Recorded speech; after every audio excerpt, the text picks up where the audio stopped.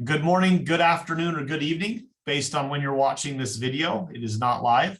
This is actually the first in our quick summary series at Auditing Solutions.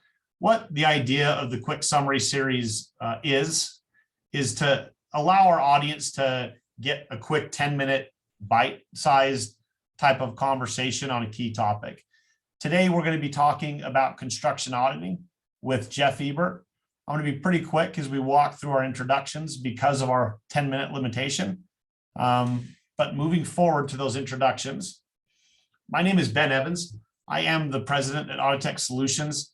I've been in the supplier audit space for about over a decade. I've worked in forensic accounting prior to that time period. Live in Gilbert, Arizona with my wife and 3 beautiful daughters. And excited to talk today with a subject matter expert in this construction auditing space, Jeff Ebert. Worked with Jeff for a number of years, and I'll also consider him a good friend. So, hey, Jeff, do you want to give a quick introduction? Yeah, I'd love to. Thanks, Ben. As Ben mentioned, my name is Jeff Ebert, and my background overlaps between audit work, legal work, and construction work. Through high school and undergrad, I actually worked with a construction firm, and through my undergrad and shortly after, I was in the office doing bidding and estimating on projects and helping manage some of the projects, and anywhere from mid to large size projects from, $1 or $2 million up to $15 to $20 million projects. After that time period, I went to law school, graduated from the University of Kentucky with my JD, and was admitted to the Utah bar, where I practiced law for several years. After practicing law, I transitioned into contract compliance, and I've been doing contract compliance auditing for the last 6 or 7 years, and have audited a lot of different areas. One area in particular that we'll be discussing today is construction auditing, and I'm happy to be here with Ben to discuss construction auditing. Great. I will do a very quick intro on what construction auditing is, and then pass the time over to Jeff to get more into the details in this short video. What is a construction audit? For those of you who aren't familiar with construction audit, what we're looking to do is to review the various components of a construction project or a group of projects to ensure that you're following contract terms. That's where Jeff's contract compliance background comes in. Are your suppliers, are your contractors and subcontractors, are they following the MSA, the amendments, the addendums when it comes to billing and other obligations?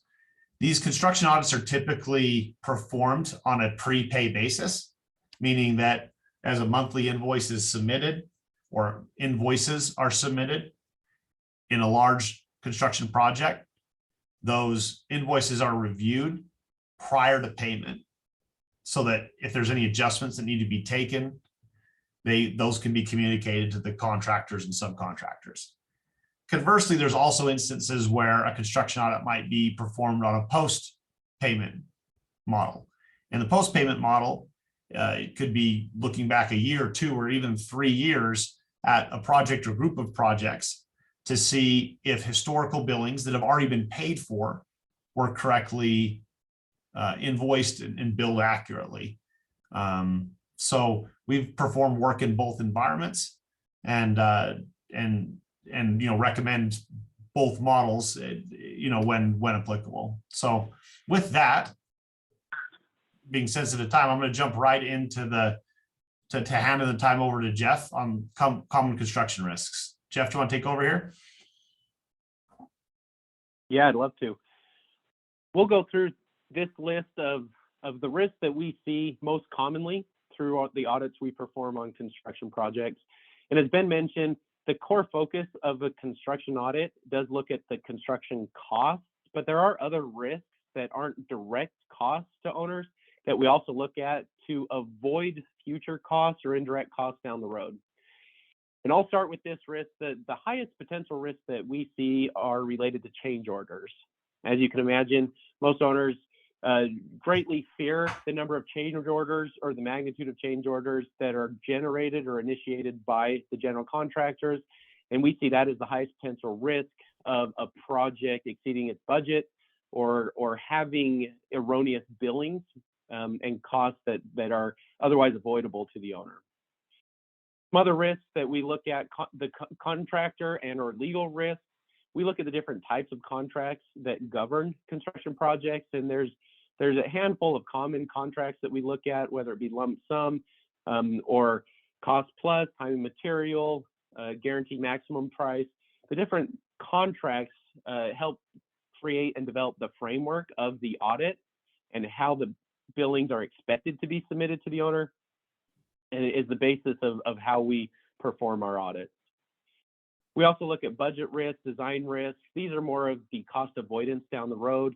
If there are certain elements of the budget that we see as a high risk of being exceeded and very likely will not be met, we call those out to the owner. Same with the design. If there's gaps in the design that aren't called out, for example, in the specifications of a floor, if the floor type is not clearly called out and there's some degree of interpretation left to the general contractor, we call that out as a potential risk that could come up later on during the project that could cost the owner a little bit of money.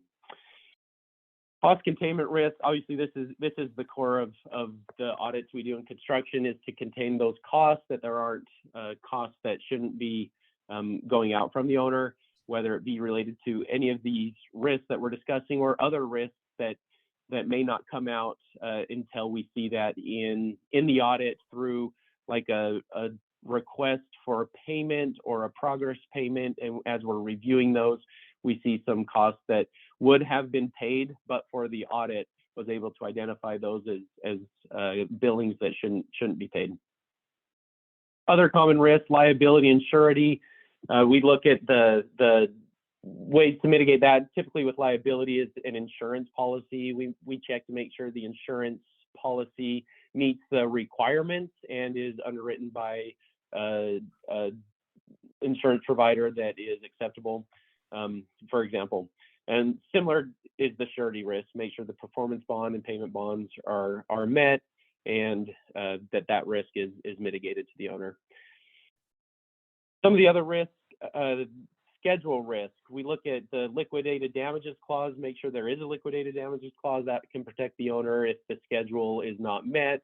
And oftentimes when schedules aren't met, we review the explanations from the general contractor of why the schedules weren't met, or the delays causing that, to ensure that it is contractually something that relieves the general contractor from that liability. If not, we help the owners recover those liquidated damages as they're called out in the contracts.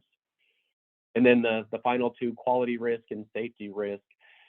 Quality risk, what we see often is that the quality of materials being provided and installed in these projects are not to the quality that the specifications call out. And we ensure that the materials are being provided to spec. And then safety, there's obviously safety regulations, OSHA regulations that we ensure on day-to-day as the project's being performed, that those safety measures are being followed. That's another cost avoidance down the road, making sure there's no serious accidents through validating that all the regulations and guidelines for safety are being followed. Great. And I put these little interesting asides on these two slides, but the one on this one, a lot of clients or potential clients will ask us, can we perform this work if we don't have an audit clause in our contract with our contractors and or subcontractors? And very often the answer is yes. Construction audits are often performed even when there's not an audit clause that exists between an organization and its contractors and subcontractors. One quick note there, Ben. Oftentimes people confuse the term audit with recovery of overpayment. Just because there's not an audit clause doesn't mean the owner gets to be overbilled. That, the terms of the contract of how things should be billed should always be followed with or without an audit clause. And oftentimes we can still perform an audit without that clause. That's a good call out. That's a good call. Well, I'll give it back to you, Jeff, to talk about the different cost categories. Yeah, as we discussed, the core purpose of a construction audit is reviewing the construction costs to make sure that what the owner is paying for is what they expected to pay for and what they contractually agreed and negotiated to pay for. So review of these types of costs, we've kind of laid them out in different phases of the project, where there's pre-construction costs, general condition, and general requirement costs. We look at those costs to ensure that the basis of those costs are valid based on the whatever the type of agreement or expectation and contracts stipulate. We ensure that those are being followed. Subcontractor costs. So again, depending on the contract, we often audit through the general contractor into the subcontractor and review their costs. We review their billings to the general contractor and those costs to the general contractor to ensure accuracy and that those costs are represented clearly to the owner. Change order related costs, we've already established this is the highest potential risk, and we always audit the change orders and dive in deep on those to ensure that if the basis of a change order is change in scope, we ensure that that scope is actually changing and not just being represented as such. We look at the basis of those costs. Some things that we often see are that because the general contractor has been awarded the job, they're already on site, they know that an owner is not going to bring in another contractor to perform work. And so with these change orders, if, for example, an additional lineal feet on curb and gutter gets added to the project, and the basis that was bid in the original scope of the project for curb and gutter was X amount of dollars, we audit to make sure that the change order is also based on that same represented negotiated cost for curb and gutter. Is just one example on a type of audit detail that we get into on change orders. Another type of cost, self-performed work. We often see hidden costs in self-performed work. Those are more challenging because they're not as documented, but what goes hand in hand with those is the labor and labor burden costs. We do audit into that and bring visibility of the labor burden and labor costs back to the owner through the audit efforts to ensure that there aren't instances of general contractors or subcontractors, padding those labor costs to the expense and detriment of the owners. Equipment rental costs, we ensure that the costs are being represented correctly. And as we mentioned previously, insurance and bonding costs, we look at those. While those don't come up often in the audit as a risk of overpayment, we always ensure that doesn't occur. And owner construction costs in progress, construction in progress costs. So our preference is to review the project as they're occurring, and each of the requests for payment or progress payment, as those come in, we review those for accuracy, and we work closely with the owner and make recommendations on what requests for payment are valid and should be paid, and if there's any red flag of what should not be paid due to audit efforts, we inform the owner and we dig in deeper until we can ensure that what's being billed should be paid. Great. And interesting aside on this slide is these audits are typically self-funded. So whether or not an organization decides to use an outside firm or perform the work internally with their own resources, it's very unusual for any costs, both internal and external, to be higher than the amount of recoveries and or write-downs that are a direct result of the audit, meaning that you're going to generate a lot more cost savings in the process of performing this work than you're going to incur costs. And it's normally, a factor of multiples as opposed to some incremental amount. So again, I want to thank Jeff. I'm putting him in a tough spot having to summarize all of his knowledge into such a short video. But if you have any questions or would like to have a discussion around your existing construction audit, or you're thinking of performing a construction audit, please reach out to myself or Jeff. You can find us on LinkedIn.